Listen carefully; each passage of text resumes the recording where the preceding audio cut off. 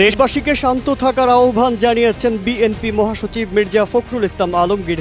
তিনি জানান, আপনারা সবাই শান্ত থাকুন, ধৈর্য ধারণ করুন, কেউ কারো জানমাল বা কোনো ধরনের ক্ষয়ক্ষতি করবেন না। সোমবার সেনা দফতরে বৈঠক শেষে তিনি এই আহ্বান জানান। মির্জা ফখরুল ইসলাম আলমগীর জানিয়েছেন, সুন্দর বৈঠক হয়েছে।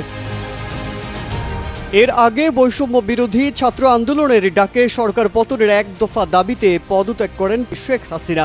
সংকটকালীন পরিস্থিতিতে বিভিন্ন রাজনৈতিক দলের শীর্ষ নেতা ও সুশীল সমাজের প্রতিনিধির সঙ্গে বৈঠক করেন সেনাবাহিনীর প্রধান জেনারেল ওয়াকারুজ্জামান। রাজনৈতিক দলের মধ্যে বৈঠকে উপস্থিত ছিলেন বিএনপি মহাসচিব মির্জা ফখরুল ইসলাম আলমগীর ও দলের স্থায়ী কমিটির সদস্য মির্জা আব্বাস। এদিকে বার্তা সংস্থা এএফপি জানিয়েছে, প্রধানমন্ত্রী শেখ হাসিনা দেশ ছেড়ে চলে গেছেন।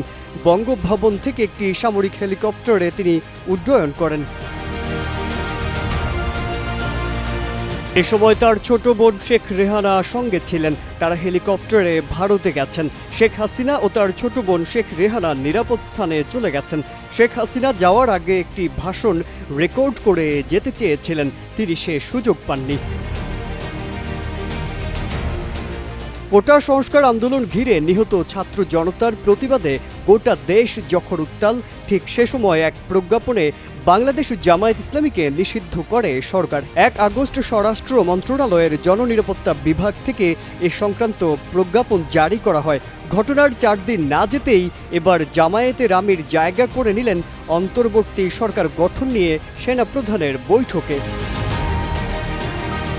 বৈঠক শেষে জাতির উদ্দেশ্যে সংক্ষিপ্ত ভাষণ দিয়েছেন সেনাপ্রধান। সাংবাদিকদের এক প্রশ্নের জবাবে সেনাপ্রধান জানান, বিএনপি, জাতীয় পার্টি ও জামায়াত ইসলামীর সঙ্গে বৈঠক হয়েছে। ঢাকা বিশ্ববিদ্যালয় শিক্ষক আসিফ নজরুল ও গণসংহতি আন্দোলনের প্রধান সমন্বয়কারী জোনায়েদ সাকিও বৈঠকে ছিলেন।